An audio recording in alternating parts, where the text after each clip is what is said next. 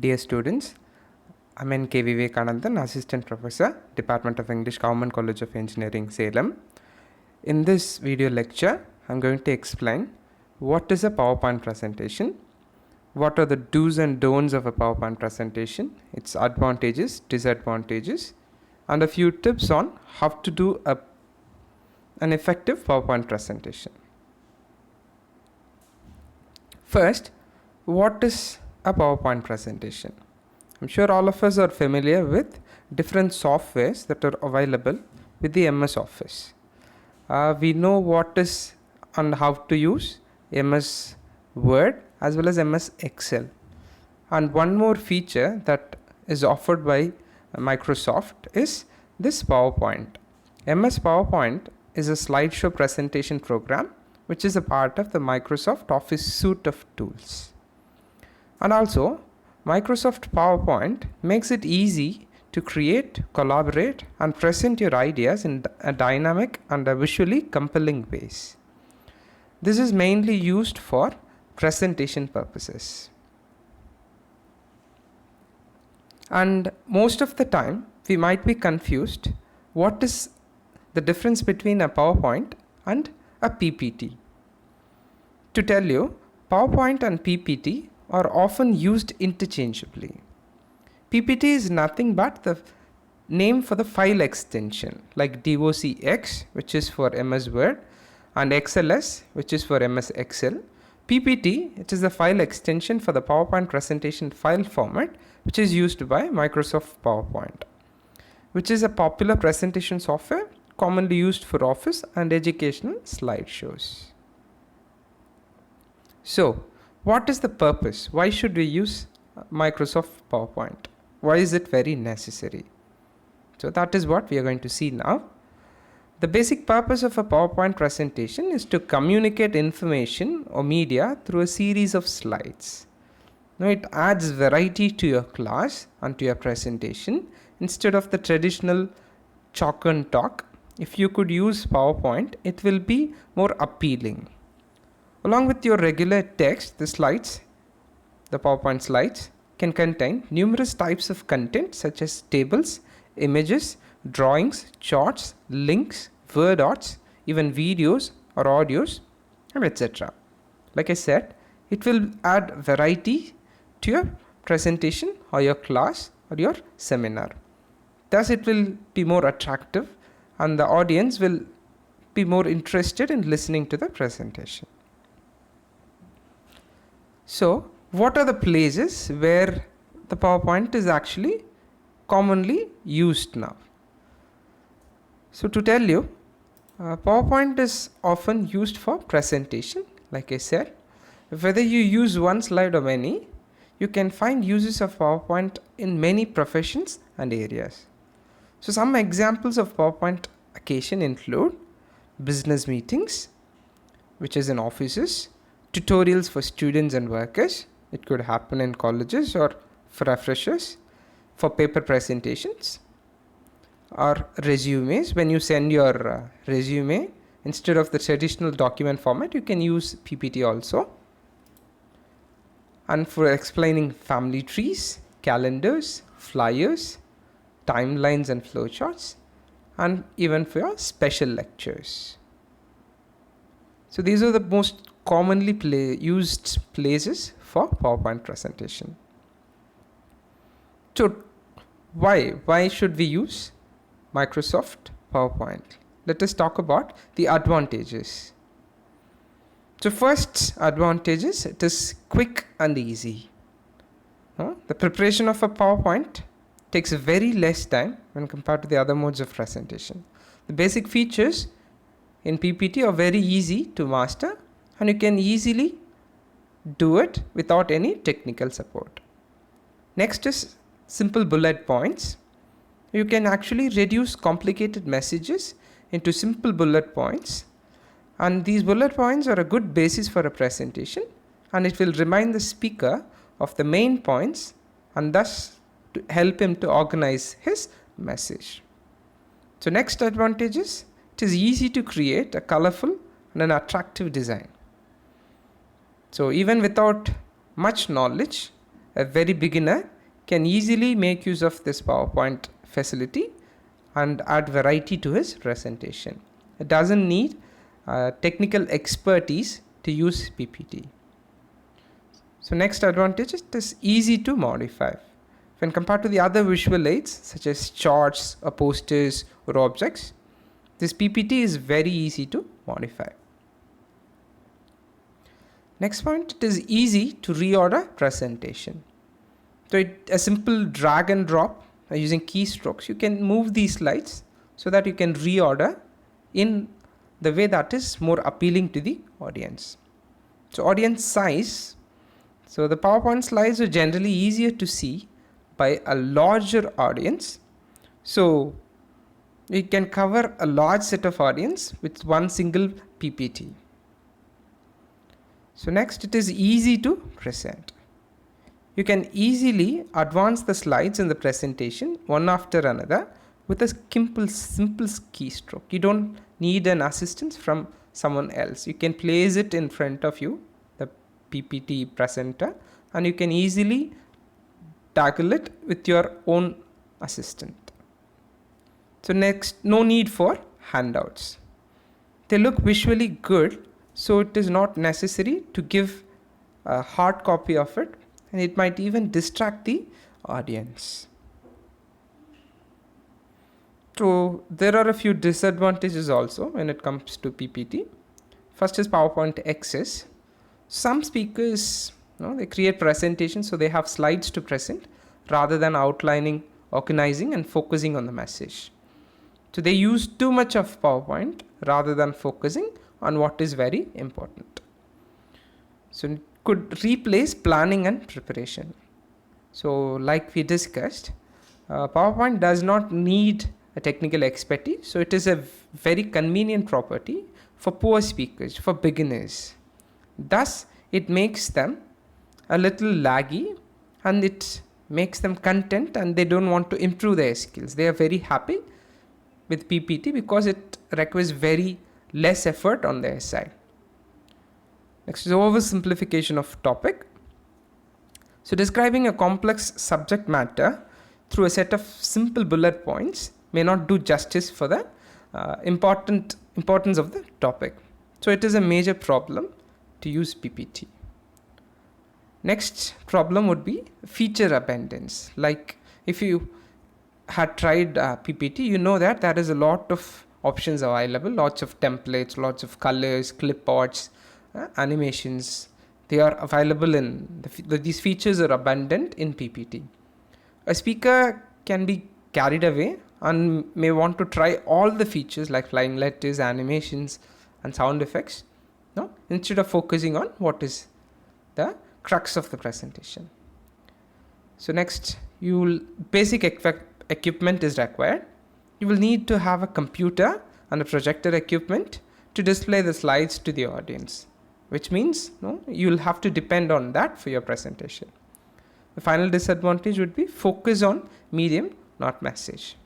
So too many people forget that they're making a presentation first and that the PowerPoint is just a tool. Instead of that, they take a lot of time to prepare the PowerPoint, to decorate it, to add animation to it.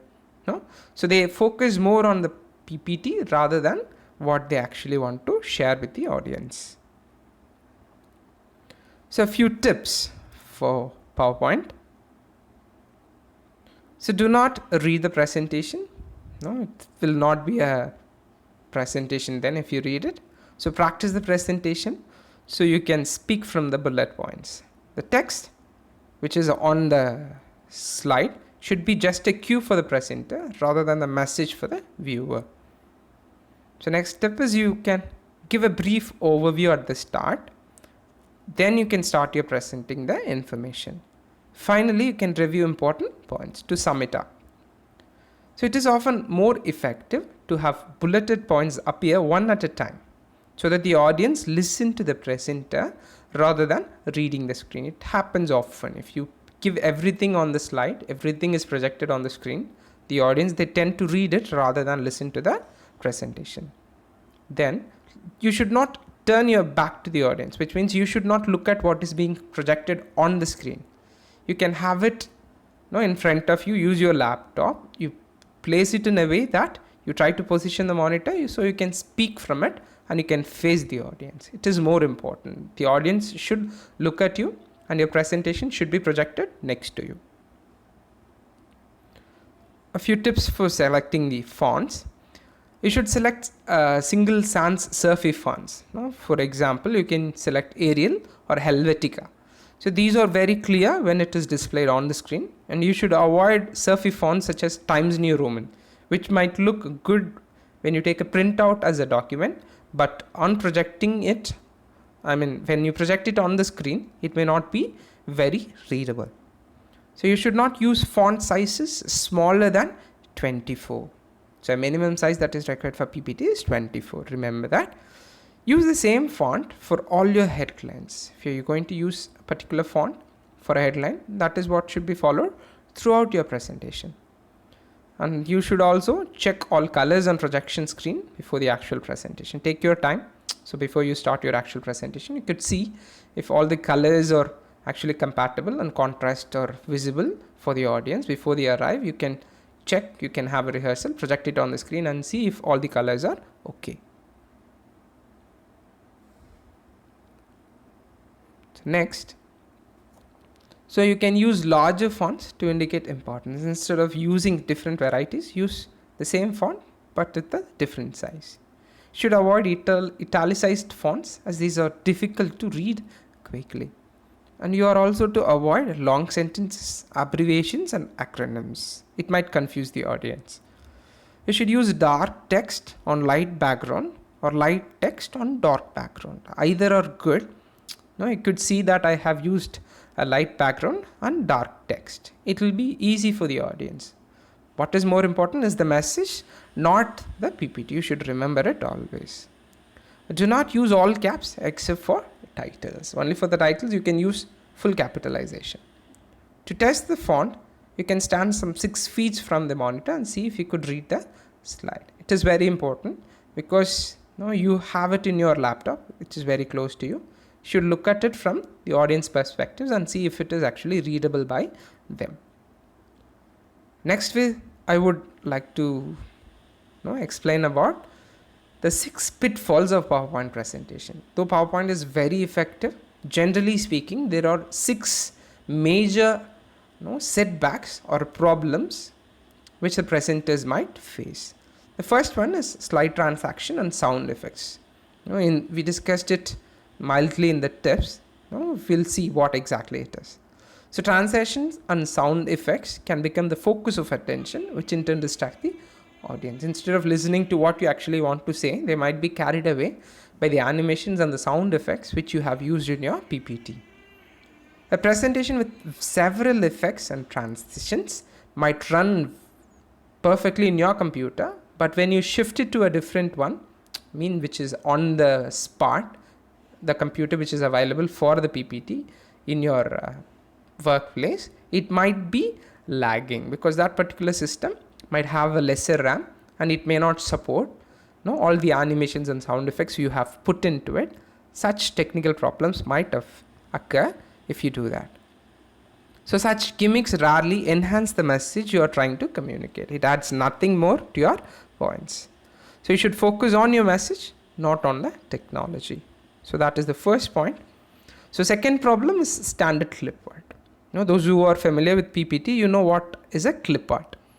Such cartoon type of like standard varieties which is available in the PPT already. So that is called a clip art. You could use it, but like using it has become a cliche. It has been often used again and again. Okay, since PowerPoint is widely used these days, the clip art included with it has become a visual cliche. If you use these standard clip art, it shows a lack of creativity and a tired adherence to a standard form, which shows that you have not actually worked hard on your presentation. You have taken which is readily available. So do not use pictures unless they are absolutely necessary. Just a plain text is enough for you to convey a message. It is not necessary for you to always use a picture unless it is demanded by your subject. So screen captures can add realism when presenting information about a website or computer programming. So that is a good technique. So third problem is presentation of templates. Templates, you know what it is. It is the standard design which is available. So templates force you to fit your original ideas into someone else's pre-packaged mold. So template which is available in Microsoft PPT, if you're going to use the same, it becomes another visual cliche like we discussed earlier. No, it also shows that you have not put in your creativity. The templates often contain distracting backgrounds and poor color combination. You should be very careful with that. So you can actually create your own distinctive look on a plain background. So that will be more effective. So fourth problem is text heavy slides. So slides are a poor medium for detail and reading. Now it is a good medium for you to explain it in bullet points. If you're going to put whole definition or paragraphs after paragraphs, it will be very difficult for the audience to grasp it. So you have to avoid paragraphs, quotations, and even complete sentences. Just bullet points is what you should use. The audience will be able to digest and retain only key points more easily. Okay, so it is on your side to give them a crispy items for them to retain in their memory. So don't use your slides as speaker's notes or to simply project an outline of your presentation. So it will not be enough for you to stop with that. You will have to carry on and complete your presentations with your ideas. So next problem is reading.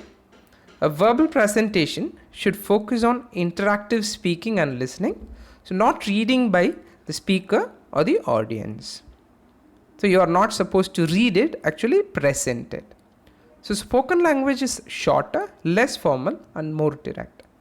No? If instead of reading whatever you have prepared completely, it will be better for you to speak from it. So reading a text, it ruins the presentation.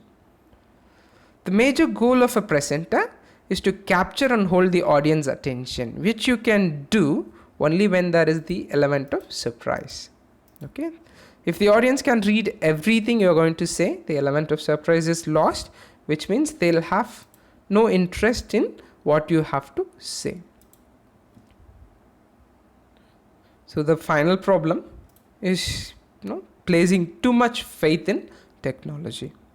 You'll never know when an equipment may malfunction or incompatibility problem, another computer may arise. In such situations, you should not be hand-tied. All your effort will be failed if you depend completely on the technology. So as a backup, you should be prepared by having a backup of your presentation on a CD-ROM or a flash drive. That will be handy. By doing that, you can still make last-minute changes with it. You should always familiarize yourself with the presentation. You'll have to practice it carefully and be ready to engage the audience regardless of the technology that is available, which means at worst case, if a power failure or incompatibility problem, even without the PPT, you should be ready to complete your presentation effectively. Like discussed early, PPT is just a tool, not your complete presentation. So you should not depend completely on the technology, rather depend on your practice and your presentation. So, how to make an effective presentation? So remember that you'll have to plan carefully. For like any presentation, PPT is also, it requires careful planning. Which slide should come first, whether the coherence is there, cohesion is being maintained, the flow of idea, whether it is done in a proper way. You'll have to check it again and again. Plan it carefully. Okay, do your research. It's not like just copying from the internet, pasting it, putting into simple bullet points and finish your presentation. It should not be the case. It will show that you have not done your work properly. So when you choose a topic, you should do a proper research, find out the facts and figures and supporting examples, and whatever you have to say about it, you can complete with your presentation with your own ideas. And you'll have to know your audience, whether it is a group of students or employees waiting Like it's a business meeting or experts listening, teacher, student making presentation, and the teachers may be the audience. Depending on the audience, you'll have to design your template as well as content. It should not be, there should not be technical jargons for students, which is very hard for them to understand. So it is very important for you to know your audience, and depending on that, you'll have to plan your presentation. More important is time your presentation. So how long are you going to take for this presentation? Take a rehearsal, run the slide, like try to speak it out and find out how many minutes does it exactly take. So how many minutes are you actually given for the presentation, and see whether your practiced presentation actually matches with that. So that helps you to cut short unnecessary examples or illustrations and focus more on what actually is necessary. So when on the day of presentation, you should speak comfortably and clearly. Check whether the audio system is proper, and you will have to speak with confidence. It comes when you do your practice. So that is very important. Only then the audience will be motivated to listen to you, when you sound confident and your presentation is very clear. And more important is you'll have to check the spelling and grammar. So without a PPT, if you are going to make a presentation, the audience, they may not tend to listen to your mistakes. But when you project your presentation on the screen, all the audience will be able to read it. And when there is a grammar mistake or spelling mistake, when the audience find out, no matter how good your presentation is, it will be awkward. You'll lose your credibility, right? A very simple mistake, adding an S or missing an S, a spelling mistake, grammar mistake, all these would ruin a wonderful presentation and hours of preparation. So it is very important for you to proofread your presentation and check, have you done any grammatical mistake or spelling mistake. So spell check is a good way for you to see the spelling mistake, and you can have one of your friends or colleagues to go through your PPT and ask their suggestions. So when you make your own PPT, it may not be visible for you to point out the problem, which can be done by another one. So make use of your friends' support for this. So students, this is all about PowerPoint presentation. Hope this helps. So go through it and rehearse your presentation, and all the best. Thank you.